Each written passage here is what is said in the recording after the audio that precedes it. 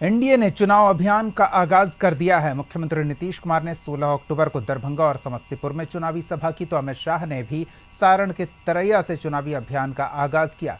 पहले दौर के नामांकन के आखिरी दिन कई बड़े नेताओं ने नामांकन किया और एनडीए उम्मीदवारों के नामांकन में बड़े नेता शामिल हुए। कैसी रही चुनावी हलचल, देखिए पूरी खबर। सीट शेयरिंग, टिकट बंटवारे और चुनाव प्रचार में एनडीए आगे निकल गया है। महागठबंधन में ना तो सीट बंटवारे का औपचारिक ऐलान हुआ और ना ही उम्मीदवारों के नाम का औपचारिक ऐलान हुआ। गठबंधन की पार्टियां उम्मीदवारों को सिंबल बांटती रही और नामांकन होता रहा। वहीं एनडीए ने चुनाव प्रचार शुरू कर दिया है।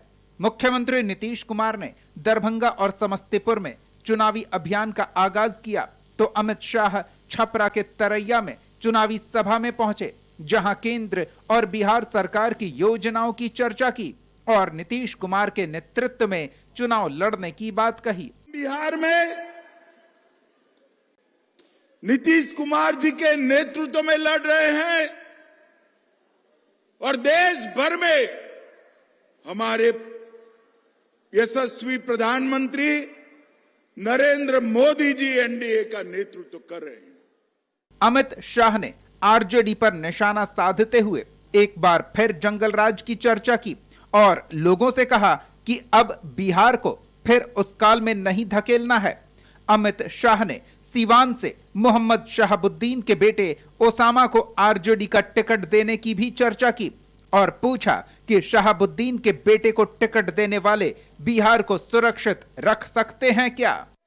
20 साल पहले ये लालू राबड़ी ने किस प्रकार से बांध में लेकर रखा था बिहार को, वो याद कराना हो तो छपरा सारण की भूमि से उचित जगह पूरे बिहार में और कोई नहीं। आरजेडी की अभी सूची देखी है, वो सूची में शहाबुद्दीन के बेटे का नाम मैंने देखा है। मुझे बताओ, अगर आरजेडी आज भी शहाबुद्दीन के बेटे को टिकट दे तो बिहार सुरक्षित रह सकता है क्या? जोर से बोलो, रह सकता है क्या? इधर पहले चरण के नामांकन के आखिरी दिन कई नेताओं ने पर्चा भरा। जाले से बीजेपी उम्मीदवार जिबेश मिश्रा नामांकन करने साइकिल से पहुंचे। वहीं बेगूसराय में बीजेपी उम्मीदवार कुंदन कुमार के नामांकन में महाराष्ट्र के मुख्यमंत्री देवेंद्र फडणवीस पहुंचे। वहीं तेजस्वी यादव के खिलाफ राघोपुर से मुकाबले में उतरे बीजेपी उम्मीदवार सतीश कुमार ने भी पर्चा भरा। उनके साथ केंद्रीय गृह राज्य मंत्री नित्यानंद राय भी रहे। उत्तराखंड के मुख्यमंत्री पुष्कर सिंह धामी सीवान में मंगल पांडे के नामांकन के दौरान मौजूद रहे। गया में प्रेम कुमार के नामांकन में मध्य प्रदेश के सीएम मोहन यादव मौजूद रहे। सभी नेताओं ने एनडीए की जीत का दावा किया। देखिए, बिहार में एनडीए जीतेगी। मोदी जी, नीतीश जी पर सबका भरोसा है। लोग एक बहुत बड़ा मैंडेट देने जा रहे हैं और बिहार फिर एनडीए के साथ चलेगा। और बिहार में एक ही नारा चल रहा है, बिहार ने पकड़ी है रफ्तार, एनडीए सरकार फिर एक बार बने और हमारे प्रेम कुमार जी फिर एक बार प्रत्याशी बनकर गया में को सम्मानित करने के लिए, पुनः विजय के लिए नॉमिनेशन फॉर्म भरने के लिए मैं बाबा महाकाल की नगरी से प्रदेश से यहाँ आया हूँ। और हमारे साथ माननीय सांसद अनिल सिसोदिया जी, हमने माननीय प्रत्याशी के रूप में प्रेम कुमार जी का फॉर्म भराया और ये शुभंकर भी है। भगवान की दया है, कृपा है कि हमारी एनडीए की सरकार और आपने बीजेपी की साइड से अपना नॉमिनेशन फॉर्म भरा है। मैं आपके विजय की कामना भी करता हूँ। और सड़क, रेल, स्वास्थ्य, शिक्षा, पेयजल, कृषि, ऊर्जा और उद्योग सहित अनेक क्षेत्रों में नए नए आयाम स्थापित हो रहे हैं। आज बिहार के प्रत्येक जिले में जो विकास की गति दिखाई दे रही है, कहीं नई रेल लाइनें बिछ रही है, कहीं एक्सप्रेस वे बन रहे हैं, कहीं नए पुल बन रहे हैं, कहीं आधुनिक अस्पताल बन रहे हैं, कहीं विश्वविद्यालय बन रहे हैं, औद्योगिक क्षेत्रों का विकास हो रहा है, तेजी से उनका विस्तार हो रहा है। वहीं रेलवे के क्षेत्र में 1 लाख करोड़ से भी अधिक की विकास परियोजना पर कार्य हो रहा है।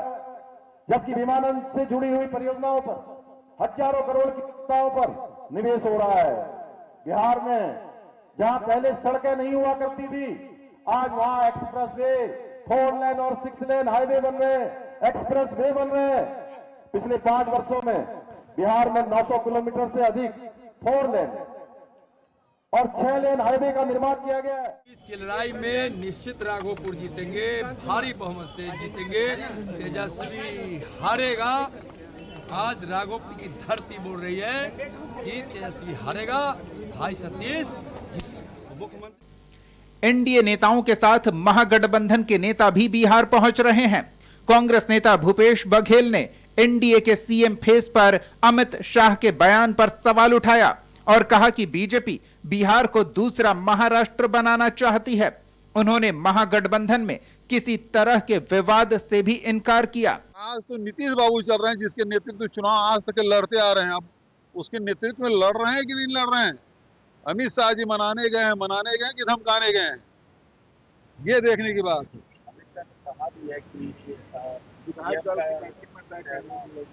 इसका मतलब यह है कि नीतीश बाबू उनका चेहरा नहीं है। मतलब दूसरा महाराष्ट्र बनाना चाहते हैं बिहार को।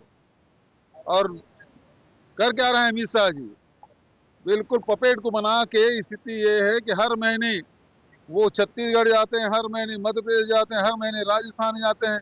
कांग्रेस बिहार में चुनावी तपिश बढ़ने लगी है।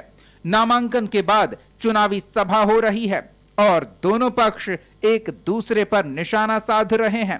पहले चरण का नामांकन खत्म हो चुका है और 20 अक्टूबर तक दूसरे चरण के लिए नामांकन होगा। ब्यूरो रिपोर्ट, कशिश न्यूज।